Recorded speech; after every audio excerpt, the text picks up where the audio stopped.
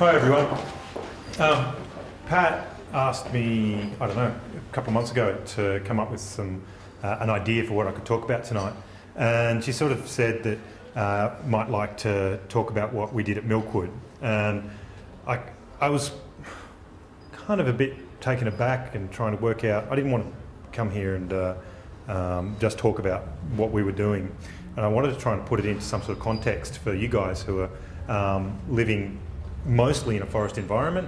So I tried to think about how I could recontextualise some of the things that we do. So it was a bit more specific for people who were living in dry sclerophyll and wet sclerophyll forests and having to deal with the issues that most of you guys have to face. So who here has large trees within 15, 20 metres of where they live? Okay, all right, so yes, good thing, I'm going to be relevant. So I started to think about the sort of problems that people faced and what we were doing that might help you guys a little bit with what you're doing. And I'm actually imagining that there's probably a lot more information in the room on this than what I can tell you. So I want to actually, while I'm talking about this, I'd welcome interruptions. Anybody who has any ideas that can help people out with perhaps problems that they have, or you have problems that you want to ask about, maybe if they're particularly detailed, then during the question time might be better. But if they're general sort of things, then please feel free to raise them while we're talking. So a little tiny bit of background. Kirsten and I, who's I think escaped with Asher, our resident little noise machine, we moved up to Milkwood from inner city Melbourne in 2007, and that's when we had to work out some way of earning an income. I'd been working in IT, and we'd also been professional artists for the years previous to that in the centre of Melbourne, and we didn't have any kind of income planned when we moved up here. We didn't have any kind of really any savings, and we decided that we would fall back upon our event management and my teaching background and be able to perhaps start some kind of small business. And we were very passionate about permaculture, very passionate about trying to find or develop a right livelihood for ourselves, where we did something that we could feel proud of and believe in. So we decided to start a small business facilitating events around permaculture education. And then as we did that, we became more knowledgeable on the subject, both by creating a hopefully sustainable property for ourselves and at the same time getting this information from amazing people. So over the last 5 years, we've just been so lucky to host these incredible people from all over the world. And that has allowed us to mean that our education's happened very rapidly on top of what we already were doing. We've had this experience from literally dozens and dozens of incredible mentors and managed to keep those relationships going to help support what we've done. So when I present these things that we're doing which relate to living in a forest, I want to put that in the context of that these aren't our ideas, these aren't the things that we've developed alone. It's very much a large community of people that have worked towards this stuff. Not just the about a dozen people that usually end up staying on Milkwood over the entire warm months of the year, but also all the incredible teachers that we've had over the years that have come to us. So a lot of these are their works, not just Kirsten and mine.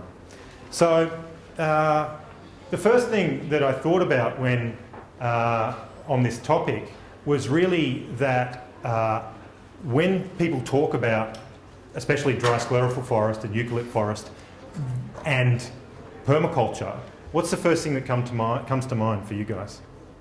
It's not rich enough. The soil isn't rich enough, and anything else? Too much shade. Too much shade, yeah. Too much rain in your case, yeah. This year it has been, hasn't it? Other people say weeds. Weeds, the eucalyptus as a weed, yeah. No, that permaculture brings the weeds. Oh yeah, well there's... The environment is one of the accusations. Yeah, there's that direct conflict about when you're in a native forest itself, the impact of what you do on that forest. It's not just back in the other direction. But generally speaking, people don't say, awesome, What a fantastic opportunity. I'm getting to grow my food in a native forest. And the native forest people don't go, awesome, what a great thing. People are growing their food in a native forest. It's not usually something which is considered to be an advantage. There's one other thing too, which is sensitivity around the native peoples. Our local Aboriginal groups have a sense of ownership. Totally. Forest area. As they should. I mean, the Aboriginal people of Australia had managed to manage the Australian landscape incredibly effectively for 60, 70, depending on who you talk to, 1,000 years. That's a very, very long time to manage to live in a harmony with the natural world. Nobody else on the planet has done it in such a consistent fashion, or with such well-tuned management practices. Not blind, simplistic management practices, incredibly effective, well-tuned management practice in order to build fertility. Indeed, I'm reading a book at the moment by a guy called Bill Gamage, or Bill Gamage, maybe he says it that way. But his book, the title I believe is The Greatest Estate in the World. And it talks about Aboriginal fire management of the Australian landscape to create pockets of very, very, very productive grassland in order to, for many different reasons, many different food production techniques that facilitates. So, yeah, understandably, there's a tension there between imported management techniques, imported gardening and agricultural techniques compared to traditional methods that are now gaining more respect. So, yeah, it's another conflict. Generally speaking, the act of gardening in a forest is considered to be something of conflict. So I wanted to turn this around a little bit and go, okay, what are the advantages? Because someone I met once kind of mentioned that maybe there's some good stuff about, there might be some good stuff in here, something that could be useful to us. So rather than really focusing on the problems tonight, I want to actually focus on some of the really positive parts of working within a native forest. And maybe for those of us who are in a situation, for whatever reason, that our properties are encompassed by this kind of ecosystem, that maybe we should look to where the strengths are rather than the weaknesses. Now, a lot of us are attempting, quite perhaps permaculture, but perhaps conventional styles of producing our food. I mean, who here has an annual vegetable garden? Most of you grow some annual vegetables? Yeah? Yeah. So that's quite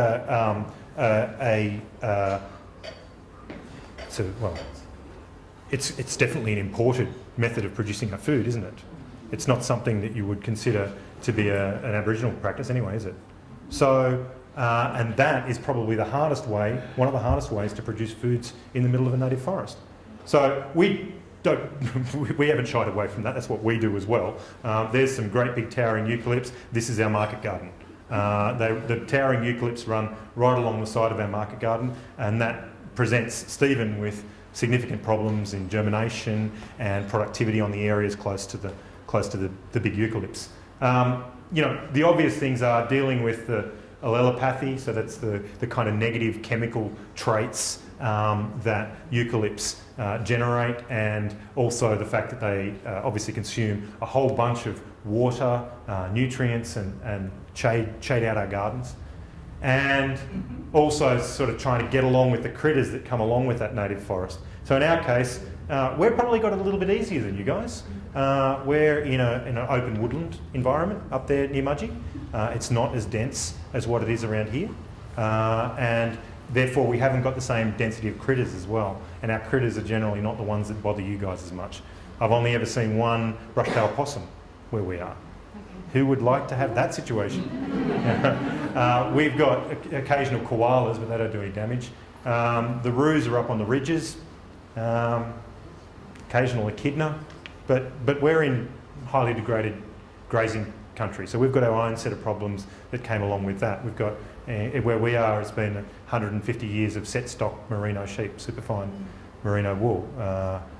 Add to the fact that it was mined by the first gold rush in the area, so 150 odd years ago the whole area's topsoil was systematically removed looking for gold, and then it was grazed for 150 years. So we've got our own set of problems, but we do still have to deal with some of the things that you guys do as well.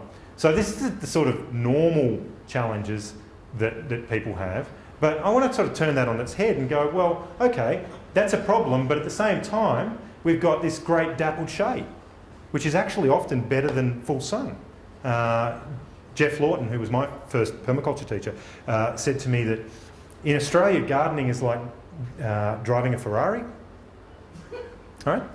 Because you can't take your foot off the accelerator, and the sun is that accelerator. It's also often you're driving this car which is just way too fast, and you're liable to run off the road or blow up your engine because you run out of oil. That's the water in the case of gardening, or you run out of fuel, which is the nutrients in the case of gardening. So it's kind of dangerous, and you need to work out a way to take your foot off the accelerator. And the shade often does that for you. It just gives you that opportunity to not be driving quite so fast. And it gives you the wind protection, and it gives you all these incredible pollinators and predators. So all the little birds that you get in your garden. Who here's got little tiny, maybe splendid fairy wrens? You got splendid fairy wrens around here? No? What have you got that's like a splendid fairy wren? Superb fairy wrens here. Yep. Yeah, and any like yellow robins and firetails, things like that. Yeah. Yeah, those guys are being supported by the forest. They're retreating back into the forest, and they're giving you incredible insect protection for your gardens. So those predators are taking out all the little vegetarians that are chowing down on your vegetables. You've also got a vast array of different pollinator insects which are being supported by that forest as well, and by the microclimates created by that forest. They're not getting swept away, and they've got the spaces to get away from the predators as well because of the diversity. You've got a huge abundance of different flowers. So you've got also the support for all the different insects that are going to be helping in your garden as well. And you've got, most of all, what I think is the biggest advantage to forests in this context is this incredibly powerful primary production mechanism that you've got. So when I say primary production, I'm talking about trophic levels, the trophic pyramid of productivity of any ecosystem. And at the base of that trophic pyramid, the food pyramid, if you like, of the ecosystem, is always some primary producers. Something which is converting solar energy and carbon dioxide into long-chain carbohydrates, sugars, and the like. Now, we don't always have access to a very powerful primary production mechanism. Up where we are, our land is massively denuded, and we have large areas where we would just give for any kind of biomass, something which could be turning that carbon dioxide into mass bulk carbon. And you're surrounded by it. You've got this huge engine of primary production on your doorstep, and that's constantly converting solar energy into bulk carbohydrates and sugars. And that is a huge advantage. All you have to do is work out a way that you can harness that energy and put it to work for your food. Now, you can't eat the woody biomass, can you? I mean, you're going to be very thin if you eat wood chips for breakfast. It's good fibre, keep you nice and regular, but it's not going to provide you with much in the way of food. But that primary production is going to be the base of any ecosystem which is producing things for you. So I want to look at that tonight. I'm going to kind of examine some of the ways that we might be able to harness that primary production in order to produce for us. Now you got to forgive me if this slideshow goes a little crazy because I only kind of put it together on the car on the drive up from Sydney. So it might. Oh, it did work. Yes, good.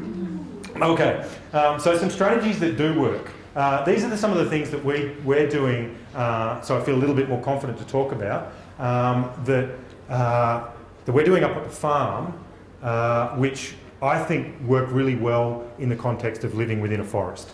So the first one I want to talk about is natural beekeeping. And this is something which we've been very excited about for the last couple of years. And we now have 2 very, very healthy YRA hives, which we're planning to split into 4 hives come springtime.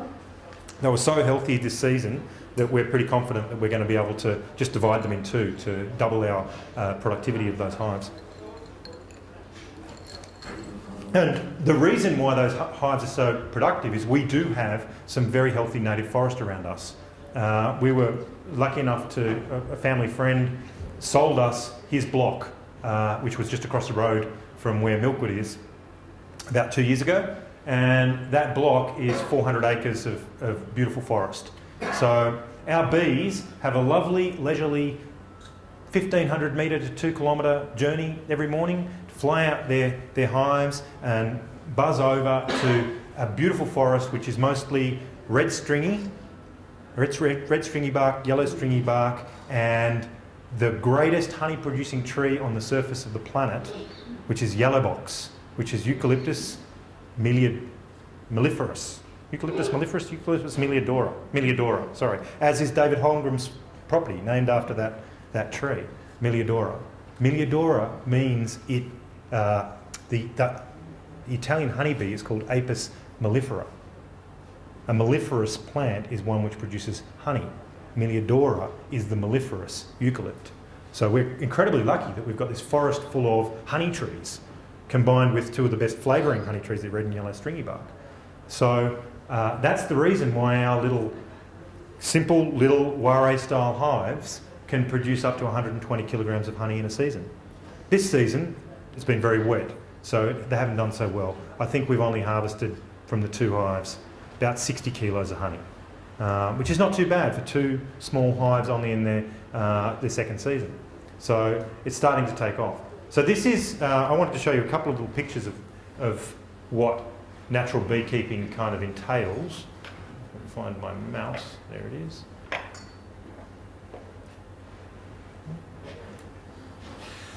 So that's a natural honeycomb. And you might notice that it's a little bit different from frames of a beehive that you've seen before. Can anyone point out any of the difference between that and a normal conventional frame of honey? Well, it's got 3 sides instead of 4, and it doesn't have any wires. Yep. And it looks shorter. Yeah, it's slightly smaller, so it's not quite a normal Langstroth frame will be out about there. And you're right, it hasn't got a bottom bar across it. You can see the bees there hanging down to measure the distance to the next obstruction. They'll leave enough space there to make sure that there's bee space in there, space for bees to move around between it. So they don't usually attach the comb down to the next frame below it, or the next box below it, which is just the top of the next frames, if you like. Sorry. No, you're right. Oh, well, the comb is a different shape too, because they've generated the shape that they want to have rather than the imposed shape, which would go from side to side all the way. They will go all the way out to the side with these, yeah. And we put in these sidebars, so you can do, some of you might have heard of top bar beekeeping, and in top bar beekeeping, there's only a top bar. There's no other bars. And that's even less constriction to the way that the bees work. But what natural beekeeping, or what we call natural beekeeping anyway, no beekeeping is truly natural. It's keeping. It's taking animals outside of a wild ecosystem and putting them into a created ecosystem. But in our case of our type of natural beekeeping, we attempt to mimic as much as possible the ecosystem that a bee would face in the wild. Now, Emile Warre, who developed this method of beekeeping, that's why they're called Warre hives, he trialled over 300 different types of beehives that people had used before in order to find a hive which was friendliest to the bees and produced the most passive and people-friendly bees. He called it the People's Hive, not the Warre hive. And in this hive, we do a lot of things different to Langstroth hives. So in a Langstroth hive, which is a normal conventional hive, you do have a whole bunch of wires supporting the comb, and you use a large piece of foundation wax that goes on the frame beforehand to give the bees a head start. So that's the logic, that if you've got that comb there, then, that foundation, your bees will have a rapid head start. They don't have to make as much wax. And it's true, they don't have to make as much wax. But where does the wax come from that you make the foundation sheet from? Bees. Bees. Possibly your beehive. Probably another beehive. And if anyone knows anything about the way that many toxic chemicals work in our environment, many of them are fat soluble. So if you've got bees going out all day, foraging over every bee up to 5 kilometres away, foraging over that vast landscape and coming back and making wax and depositing that into comb, then if you melt down that wax each time, put it back into the comb again, melt it down again, put it back into the comb again, you get bioaccumulation of many toxic materials. So I've seen photos of wax in some European hives where the base sheets are black with impurities. Now, we don't believe that that's a good thing to do, to keep you reusing the wax. So instead, what we do is we make the bees produce their own wax from scratch every time. That's the same way as they would in a natural comb. We also believe that thick 3mm layer of a foundation wax interrupts the communication within the hive. It changes the vibrational capabilities of the comb and therefore changes the way that the bees communicate. So we've decided that a better way to do it is to allow the bees to make their own comb, which performs much more like natural honeycomb in the wild. And even the whole box is designed so that rather than take off the honey boxes off the top and replace them with empty boxes, we actually mimic the effect of the bees moving down through a trunk of a natural tree hollow, and we lift the entire hive up and slip empty boxes underneath. And that way the bees keep going down this trunk as they get towards the bottom. So there's a few things a little bit more inconvenient for a beekeeper, but part of the thing that we do is we don't open the hives unless we need to. So we only open our hives a couple of times a year at most. So it actually really reduces the amount of work that you do. And instead we concentrate on giving the bees the most healthy environment they possibly can have so that they're less prone to disease. We're passionate about creating hives which have a much higher resistance to the different common bee pathogens in Australia, so that when varroa mite comes into Australia, which it will eventually, we're not going to be so susceptible because we have colonies which are incredibly healthy. Indeed, that colony, the reason why Tim's smiling so much is that colony is the first beehive. He said he's only ever seen it a couple of times. He's been a beekeeper all his life. His father was a large conventional beekeeper. And he'd never seen as healthy colony of bees as this colony. It has no disease at all, which is very, very rare in a beehive for it to have no pathogens at all in it. And this one is spotless. Not even a single small hive beetle or a little tiny bit of chalky brood, nothing. They're perfect. So he's a pretty happy beekeeper right there. There's a lot of other things about the Warre style of beekeeping that I think make it a lot better and more effective way, and a much more permaculture way of beekeeping. So if you are a beekeeper or you're interested in beekeeping, I would encourage you to at least investigate what the difference is between conventional beekeeping and Warre style or natural beekeeping. Just because I truly do believe that it is much more permaculture than other types of beekeeping. I think we might have just really prompted you because, in fact, Tim Malfoy is our next speaker. Yeah, I shouldn't go on about it, should I? No, because I'm just saying to people, this is where the rest of the story could be got and all the questions could be answered. Tim is so it was a great taste. Tim is incredibly passionate on the subject, and we are so happy that we're so lucky to have him come into our lives. And of all the things that we have been involved in, I'm more proud of the fact that Tim, who is the most knowledgeable person I've ever met on this topic, and just passionate about doing the best that he can for bees in a permaculture context. He was having a lot of trouble before he met us in trying to work a way to have a livelihood around bees. And one of the things I'm proudest of is that we've helped him now develop a full-time livelihood around his passion. Because the way that he makes honey is nowhere near as cost effective as feeding bees sugar syrup in a conventional beehive. And most honey producers are feeding their bees sugar syrup. And that is just cane sugar being converted into honey. That's not what Tim makes. Tim makes genuine, beautiful, natural honey. So beautiful, in fact, that comb that he sells is bought by Tetsuyas and Rockpool and served these are the finest restaurants in Sydney, and served a tiny cube like this, for $30 for a dessert. We eat it by the handful. It's a beautiful, beautiful, beautiful material. So that's a bit about natural beekeeping. Now, the thing is, this forest here is what's providing the massive amount of pollen for these bees to happily and healthily raise brood, the nectar, which we get which they turn into the beautiful honey that we get to eat, and something that people aren't quite so aware of, the incredible genetics which provide resilience for these bees.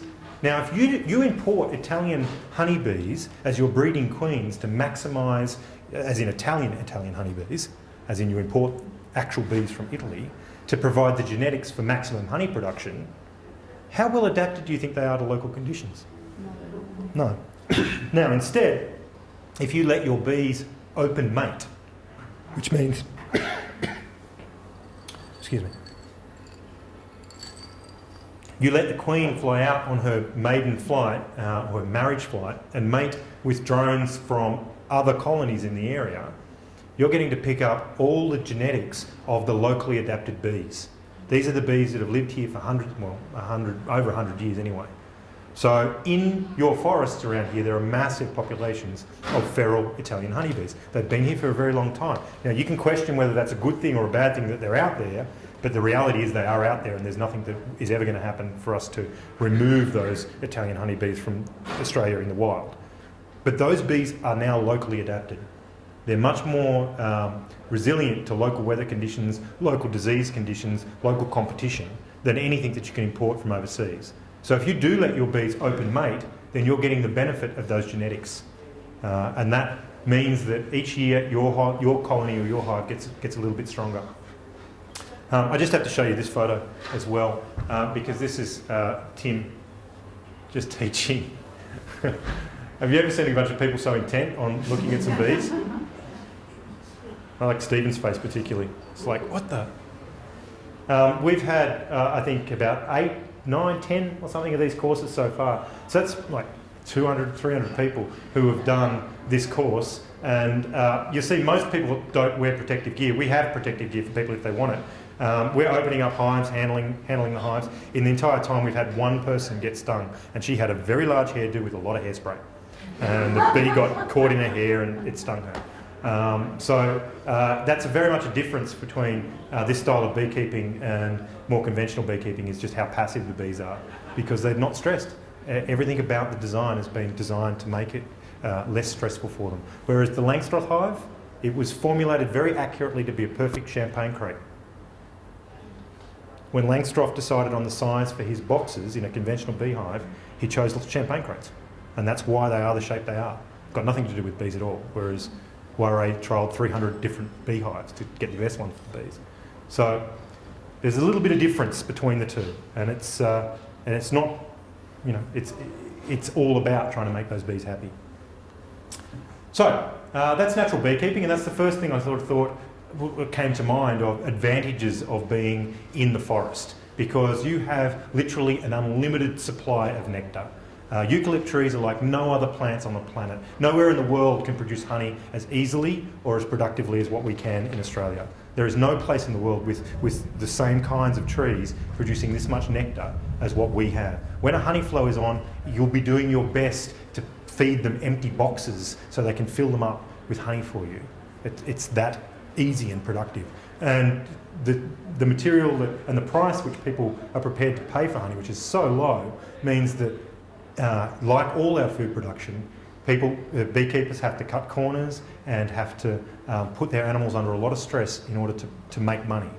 So I think it's a great candidate for one of those things that you can do at home, or you can do within a community, or a community garden, or a school garden, and make a big difference and produce really high quality food.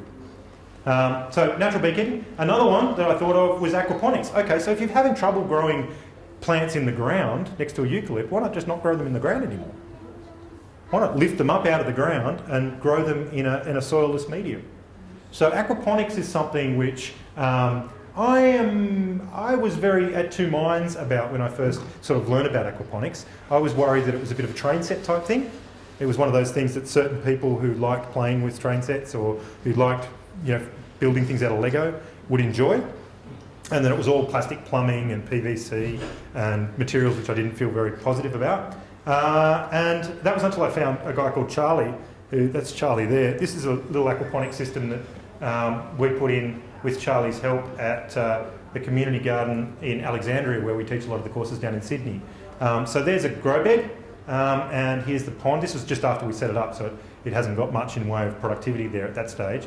But he makes beautiful, absolutely stunning little ponds out of recycled hardwood, rocks, bits of concrete, and old bathtubs. So it's all made out of junk. He doesn't use PVC, it's all made out of polyethylene, so it's the same quality as drinking water pipes, and it's cheap. I mean, this pond was quite expensive because because it's a pond in the ground, we did use a commercial liner, and that was the most expensive thing. So that was about $300, I think, for that liner. But the rest of the stuff there is mostly junk. And this system can be about 4 times as productive as a soil-based system for per square metre of grow bed. Because in a soil-based system, no matter how good you are at soil-based gardening, there's always going to be a limiting factor of either not enough oxygen available to your plant's roots, or not enough water to be available to your plant's roots, or not enough nutrient. It's very hard to get those things consistent right through the growing medium in soil. Aquaponics kind of gets around that because this bed is flooded and drained every 5 minutes. That means that it's always getting fresh air pulled down into it. It's always getting fresh water, and that water is supplied with nutrients from the manure from the fish. So I think that's a high-level contender for a technique to use if you're really in one of those hard spots in a forest, or if you have very, very small amount of space.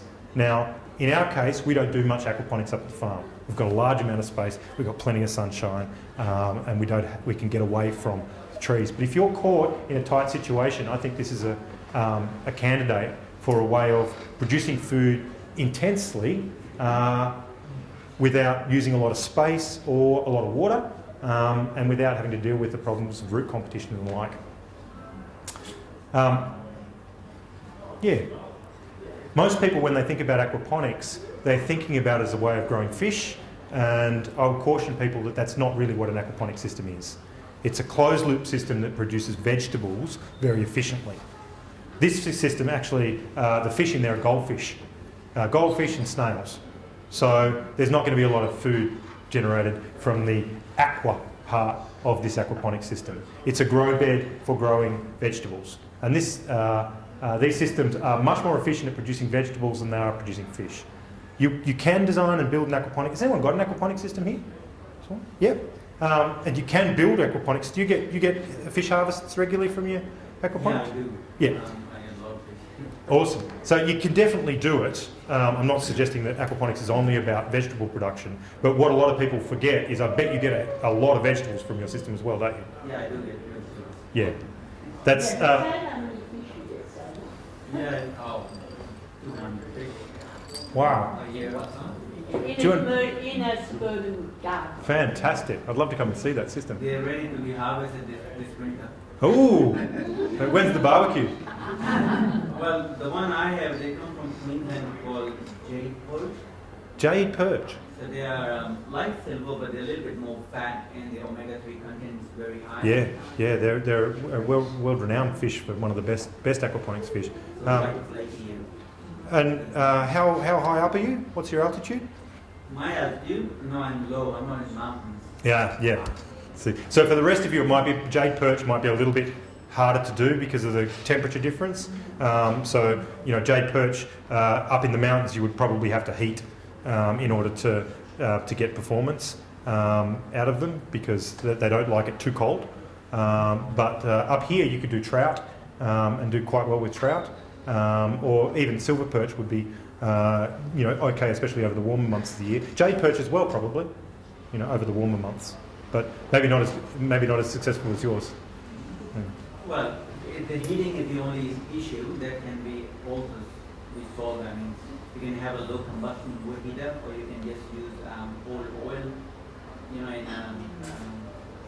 biodiesel fashion. Yeah. Because if you heat the air temperature, the water temperature automatically gets heated up. Yep. You can maintain around 25 degrees, and in winter they'll grow faster. Yeah, so if you can add that extra heat, then they'll definitely get the performance because they're not a tropical fish, but they're a subtropical fish that likes the extra warmth. So this is a system of growing food. It is a little bit better. One of the things I really like about it is there's certain people in your lives who aren't necessarily the sort who enjoy soil gardening, and this kind of thing really does appeal to a whole different class of people. There's certain people that you might totally be able to get involved in permaculture who wouldn't otherwise get involved because of the tinkering nature of aquaponics, playing with pumps, playing with plumbing. So I think it has a lot of potential, especially in forests. And it's not just about fish too. You can do yabbies really well. This is some of the yabbies that we've harvested off our place. This one came out of a dam, but pretty tasty. So aquaponics is the second thing that I thought of. The next one that I thought of was really mushroom cultivation, because in forests provides you with everything you need to do really good mushroom cultivation. Mushroom cultivation is something which people seem to have this idea that it's a really complicated process. It's not. You don't need any special equipment unless the only thing that might come in handy is a pressure cooker. Has anyone got a pressure cooker? Yeah? Because they're pretty cool anyway, aren't they? They're pretty useful for producing cooking food with lower energy consumption. So they fit well into a permaculture household as well. That's about the only bit of special equipment you need to cultivate mushrooms from a store-bought mushroom. So you can literally buy a shiitake mushroom from, preferably not Coles or Woolies, but from a health food shop locally, and take a scalpel, take a small sample of that mushroom, and drop it onto a little petri dish, plastic petri dish, or you can use a little takeaway food container if you like, with sterile agar, which is just what you get from the little Asian grocery shop. Agar is just like a jelly powder, and you add in a little bit of malt extract, like you get in the Goodnight, maltine drink or whatever, maybe a little bit of Vegemite for a little bit of extra nutrient. And as long as that's sterile, if you drop that small piece of mushroom in there, the mycelium will start to procreate and create a spawn run on the surface of that agar. And then all you do is you keep increasing the amount of food given to that mycelium. You give it more and more sterile food. So the next step would be to take that agar plate and pop it inside maybe a glass jar or a larger takeaway container of cooked wheat, which had been sterilised as well. That's where the pressure cooker comes in. And you just drop the plate on top and seal the lid, as long as it's as sterile as you can make it. So maybe some alcohol wipe on your hands, maybe make a homemade glove box to make sure that other funguses and bacteria can't get in there. And you multiply that up to be more mycelium and more mycelium. And eventually you use that material to inoculate a large volume of substrate. We use up at the farm, we're using now 10-litre plastic buckets we've got from the local bakery. And they're full of sawdust, which we've pasteurised. That just means we've heated it up to 80 degrees Celsius.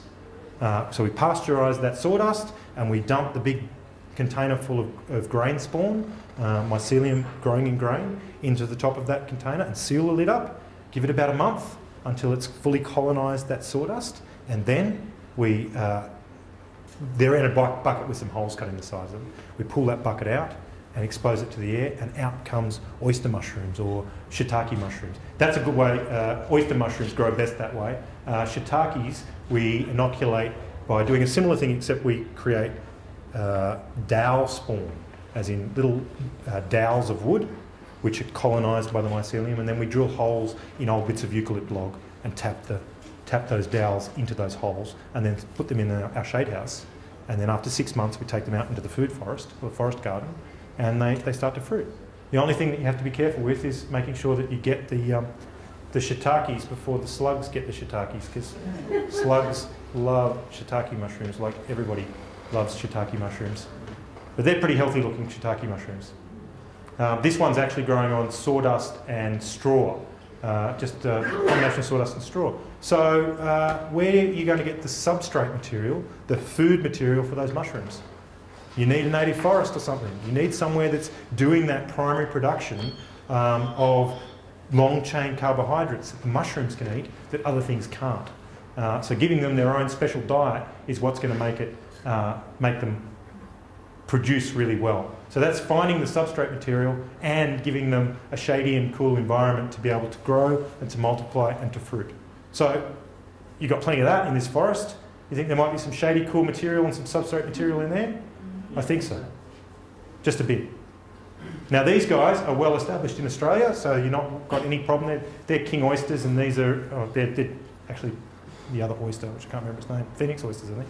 And they're shiitake. Those mushrooms are not the sort to cause any kind of problems in native forests. You're not going to run away and take over the native forest and destroy all the trees. They've been growing in this area for quite a long time, so you're quite safe to do that. That's why quarantine department lets people import shiitake mushrooms and the like. So you don't need to buy any expensive material. You don't need to even get expensive source mushroom genetics or anything. The stuff from the shop is fine to use. Just like you can grow some fruits from seeds from the shop, you can grow mushrooms from sample material from the shops as well. So mushroom cultivation, if you've got a native forest around you, you've got most of the materials you need. You might need to do some stuff to the trees before you'll let the mushrooms grow on them though. And that might involve actually cutting down some trees or using some of that material that you can collect from the forest.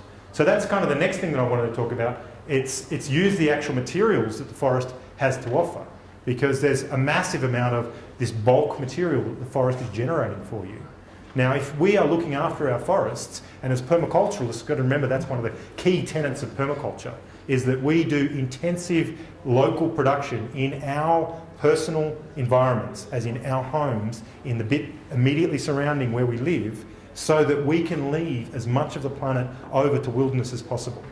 This is what permaculturalists do, which is truly environmentally friendly. It's the true earth care of permaculture. What we do is we provide for our needs in a very small area of space. We radically change that space.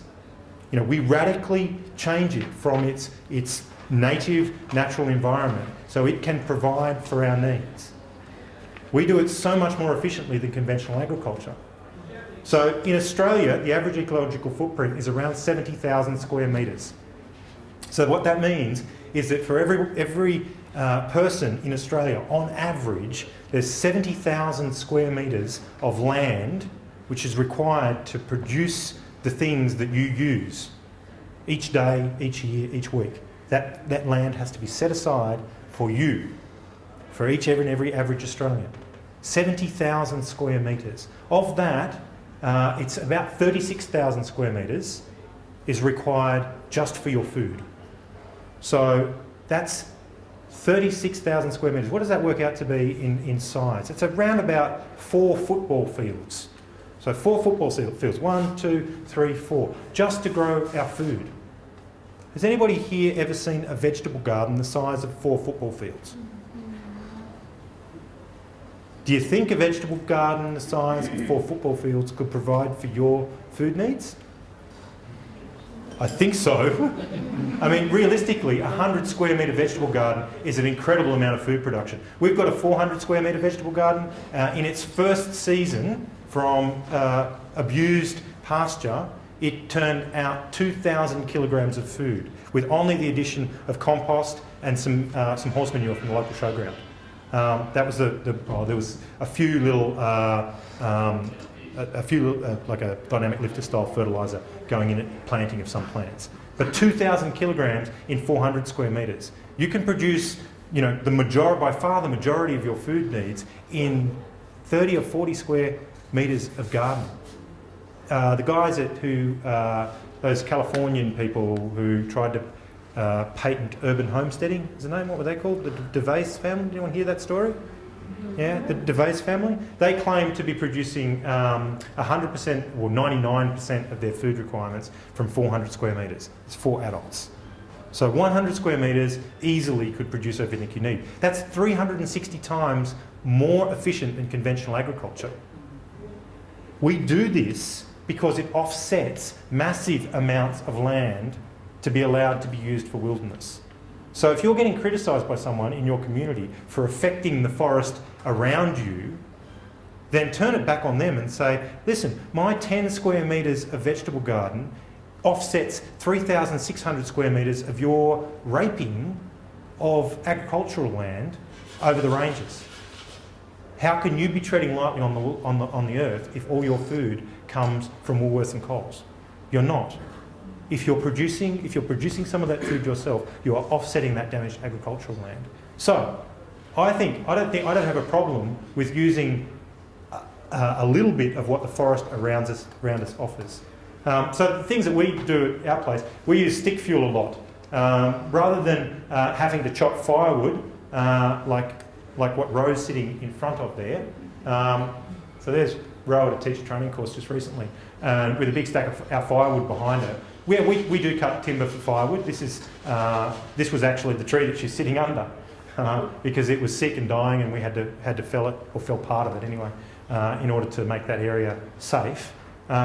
Mostly what we do though is we use this kind of fuel, and that's a rocket stove. So it's a very fast burning stick fuel fire, really lightweight material, and the air is rushing down there and rocketing off to heat up water through a heat exchanger for the showers for people who are camping up at Milkwood. We find that a very effective way of heating our fires while using very little material. So I think that people, especially when you're living a little bit further out of the city, this sort of fire produces no smoke. It has a 100% combustion efficiency. All the stick gets turned into carbon dioxide, which means all the energy of the stick is released, which means you get a hotter shower for the use of less material, which means less material removed from the forest, and you don't have any issues with particulate pollution. This is much cleaner burning than any kind of modern wood stove or slow combustion stove can possibly be. So the only issue that you have to ask yourself with this is the forest that I'm removing the sticks from getting bigger or getting smaller? Is my forest management, the part that I'm responsible for, improving or capturing more carbon than I am releasing by burning these sticks? In our case, we've got about 1,000 acres of native forest, so we can confidently burn these sticks and know that our 1,000 acres of native forest is not getting smaller.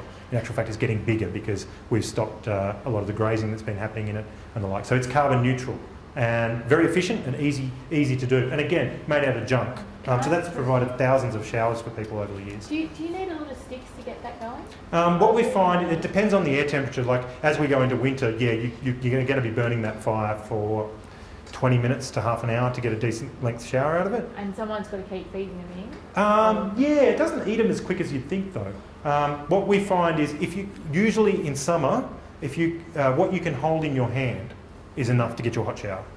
So if you can hold the sticks in your hand, then that's enough for a hot shower. But what we've designed it so there's a nice bench there, and usually people come and sit and talk and feed sticks into it, so it's a sort of social spot. So we never seem to have a problem. I can tell you, we've had, I don't know, at least 200 people do the PDC up on the farm, so they're staying there for 2 weeks at a time, and we've never actually had a complaint about hot water.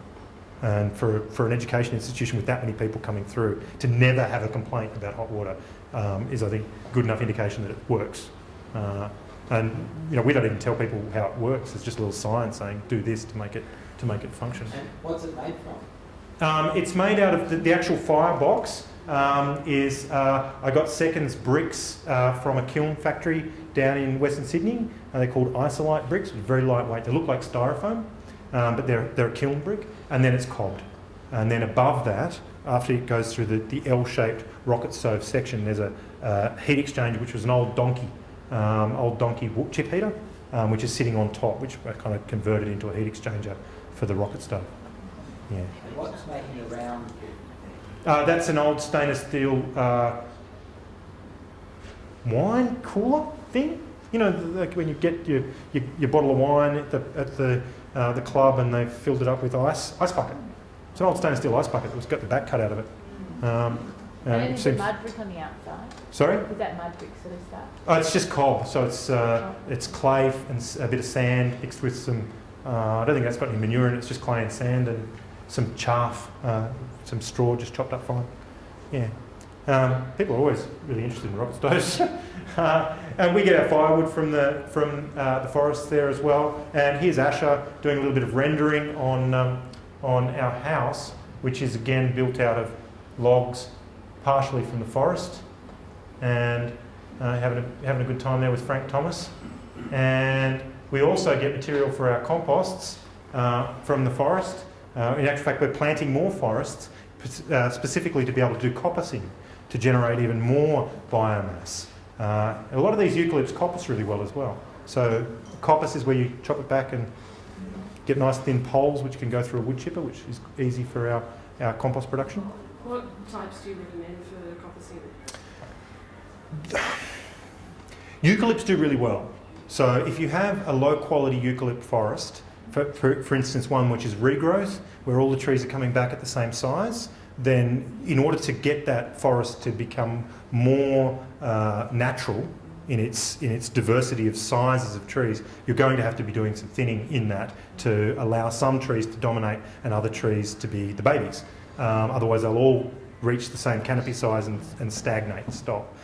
So in that case, I'd really recommend Australian native eucalypts as a coppice source, because when you chop them back, they almost always send out a whole bunch of new stems. They're very resilient like that, and therefore they're a good coppice tree.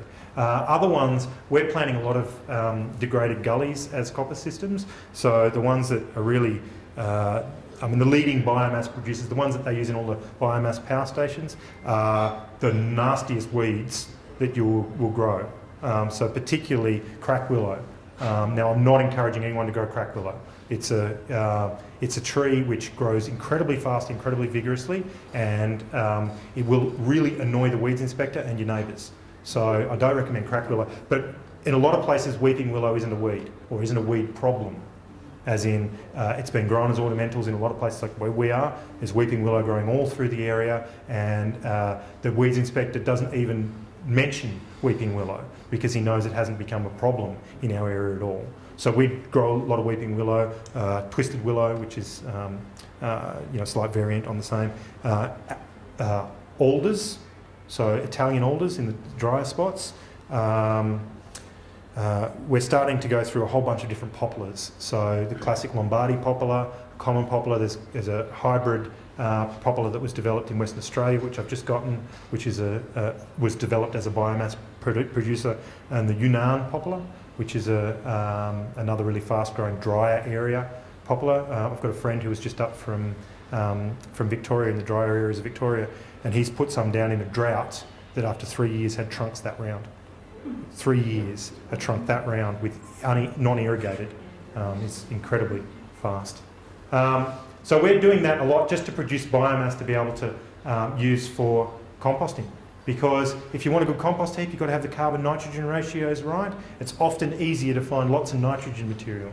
People, when they start doing small-scale composting, they always ask me, how do you get your composts hot? And then when they start doing it at a larger scale, they always go, how do you cool down your compost heaps? Because once you start actually doing more than a couple of cubic metres at a time of compost, then the problem is trying to find enough woody material to make it slow. A mesophilic compost, one which doesn't need turning so often. And that's the biggest problem that we have, is just not enough woody biomass. So we're growing these trees to produce that woody biomass so it can slow down our compost heaps. But you've got it all around you. You've got vast quantities of this material. You just had those storms just recently through the mountains here, and how many people saw trees just getting chipped or carted away to try and remove that biomass? That was the greatest opportunity lost at composting. Could have produced massive volumes of very, very fertile soil. But everyone was caught up with just trying to get the roads clear and trying to get their houses fixed, which makes sense. I mean, that kind of comes before making compost, doesn't it? I don't know much about compost, but I'd heard that native plants affects your compost, doesn't it? Do something to your compost, it kills some nutrients and stuff, like putting in native tree branches and stuff. The same reason why eucalypts are allelopathic towards your vegetable garden is the same reason why they can be risky to use with compost, because they have a lot of oils and gums which are antibacterial. That's why we use eucalyptus oil as a disinfectant. So those gums and oils are usually fairly volatile. That's why you can smell them. So they're going to gas off relatively quickly. So the best technique to use if you're trying to use those kind of materials in your compost is just to put them aside for 6 months and let them gas off and let the funguses start to come in and start to break down some of those gums, and then you can use them in your compost fine. Okay. But yeah, you're right. You should be careful about putting them in initially, although it depends how big your compost heap is. If it's real big, that won't slow it down at all. The heat from the compost will actually off-gas the eucalyptus gums and oils and the like. Thanks. Should I quit? Nope. Okay, and the last thing that we use them for is, I think, one of the most important things is our compost toilet system. Or on Milkwood, I always say this, we invite people to come to Milkwood with a full stomach and leave with an empty one. Because it's the basis of our nutrient cycles on Milkwood. We don't have to bring in fertiliser because the guests that come there always bring in fertiliser with them. And we convert that using woody biomass as the bulking agent to make sure our compost toilets smell sweet and convert that human manure into something which is a little less risky. So we use vast quantities of it of woody biomass in that. So there's just some of the things that are there in the forest which maybe we don't think about, but if you're importing any nutrient into your system, then perhaps you can use some of the products of the forest to help you cycle that nutrient instead. And getting out into this kind of landscape where you've got a little bit more space is where you can start to get away with using compost toilets with perhaps asking for maybe forgiveness if you get caught rather than permission before you install a compost toilet, depending on where you are. I'm not sure what the council's like around here. Has anybody here had an experience trying to get a compost toilet through council? People don't ask. Yeah, don't ask any questions and don't get any negative responses, I think is, at the moment, seems to be a common theme. Although in the mountains you might have a little bit more luck than down in the city. So use what the forest has to offer. Sorry? No. It's, no? No, because it's World Heritage. Yeah. You can't even get the sort of biocycle systems because you need a minimum of an acre just for the absorption, so it doesn't get into. Yeah, well, that's ludicrous. I mean, the whole point is not to absorb it. The whole point is to be able to collect it and get it back into a useful system. We at the moment, I won't start on this. This is my pet subject, and I'll rant for half an hour. And I know that I've already going over time. I have So a question about, sure. The local fire brigades advise us to get rid of fuel on the ground. Yes. For fire hazard reduction. I'm hearing that's best kept there. Well, okay. If you want an environment to get fertile enough to support a wetter sclerophyll forest or a rainforest, then it needs to have the carbon in the soil and the carbon, not in the soil so much, but the carbon in the environment to be able to hold moisture and to create a situation where those wetter species can survive. So the act of constantly clearing out forest litter and removing it is not going to help you move that ecosystem towards a wetter ecosystem. So that would be where a lot of the logic comes around leaving material there to break down, to become soil and to become a moisture holding sponge, and therefore would therefore reduce fire. That's what I think the logic is behind that idea. And So another sacred period. no, oh yeah, sorry. The logic against clearing it is that you're going to be able to create that wetter, damper forest. And I adhere to that logic. I think that if you want to evolve a forest past dry sclerophyll, then regular burning and removing of organic matter is not going to get you there. So that said, I don't really recommend living in the middle of it anyway, from a fire perspective. It's hard to talk about fire in the mountains, isn't it? I mean, it's something that is cuts right to the bone of a lot of your lives. How are you going to design your properties around fire? And I put the single word in there early on in the piece. I don't know if any of you noticed it, and I didn't really address it because I'm a little bit torn. I mean, my recommendation to people is don't live in the middle of a eucalypt forest. Unfortunately, that doesn't help you guys who probably have money invested in somewhere which is in the middle of a eucalypt forest. Where we are, I mean, the Rural Fire Service will come in and say, clear 50 metres.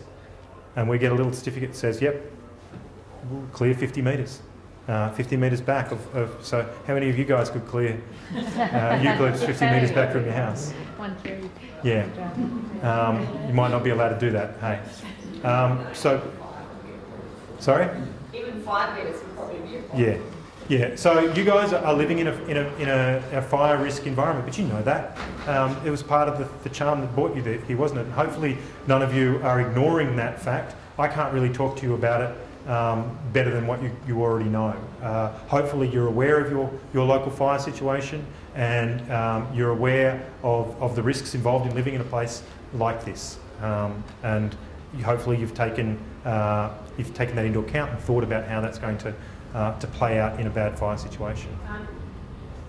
18 months ago we had David Holmgren up here talking about his, resilient management and landscapes. That talk is on our website on a YouTube clip, thanks to Gary. So anybody can sort of access it, because he said lots of things that were thought-provoking for us about managing our forests better. Yeah. And David is more eloquent and infinitely more educated on the topic than what I am. Yeah, so I mean, it's just further information for anybody that wasn't able to hear that. Yeah, David, I mean, on that subject, David is probably, I think the leading authority on that subject. So, I think it's a challenge, but it's not one that you should definitely not stick your head in the sand about. It's something that there are a lot of options to work towards. I commend watching that video. One other thing that we're doing a lot of up at Milkwood, which is taking direct advantage of the forest which is already there, is forest gardening. Mostly we use it for establishment. That idea that it's hard to start a forest when you haven't got a forest. It's much easier to start from the edge of an existing forest and work out. Now, if you're living in a forest, you've got an edge of a forest all the way around you. So you've got a lot of the support required to get a forest garden functioning. So a forest garden is a forest where we've replaced as many of the species as possible with ones that can produce for us, provide for our needs. So it's a perennial, stable, diverse ecosystem full of food. It sounds kind of like the Garden of Eden, and I think it is. It's where you get to live in an environment where everything is food. All the plants are food, or almost all the plants are food, and if they're not food, they're there to support the food plants and make them happier and healthier. And because of the massive diversity and stability of that structure, very low labour ecosystem. Forests don't require gardeners, otherwise all our native forests around us would completely fall to bit without human intervention. And they don't, do they? They look after themselves. And that's what we're aiming for with a forest garden. So this is a picture of our forest garden. This was in the springtime. It's now, because we had such a wet summer, it's now completely overgrown. But that one there, you can still sort of see into it. So there's hundreds of different useful plants just in that photo there. That's a little mulberry tree, and there's a plum, and there's a peach, and that's a crabapple. There's a cherry just in there, and comfrey. There's vetch and oats in there, acting as a green manure crop to build up some fertility, with paths on contour full of wood chip from the forest right there, because that starts to provide the water absorption improve the water absorption capabilities of our heavy clay and shale soils, and starts to provide habitat for different mycelium, for different funguses that will grow in that forest and help break down that woody biomass to be food for our trees, and become mycorrhizal associates for those trees as well, which is trading partners, collecting nutrients from far away and delivering them to those trees in return for sugars. There's chives, and there's that's arrowroot growing there, and dozens of species of salvias for our bees, and strawberries for our child, and elderberries for our cordial, all kinds of different useful species. A very diverse and rich ecosystem. And really, it is one that's much easier to establish if you've got a forest already than if you're trying to establish that in another kind of ecosystem. If you're trying to establish it in a grassland or trying to establish it in a desert, it's going to be a lot harder than starting from a forest and converting that forest. Dave Jackie, who is probably the preeminent writer on forest gardens now worldwide, that's Jackie, Jacke. He has a whole section in his book on how to move a forest into a forest garden. And he thinks it's the quickest and most effective way of creating one of those really productive ecosystems. It gives you start with establishment. It gives you the biomass to use to build the soil of your garden, and it gives you all those different funguses already there in that ecosystem, that soil ecosystem, to make your garden really happy. So that's about all I had for tonight, which is good because I've gone over time. Sorry, Pat. There's strategies that do work, that we know do work, and will allow you to provide some of your needs in a forest environment without necessarily banging your head against the wall of trying to do a conventional veggie garden slammed hard up against a forest. Because our goal, like Bill says, is to work with, not against nature. And you live in a really beautiful spot. That's just near here. And I think it's one of the most beautiful places on the planet, and I think within it we can create habitats for human beings which are much more in tune with the natural world that you have here without necessarily fighting nature. So that's about it. Thanks heaps. Thanks,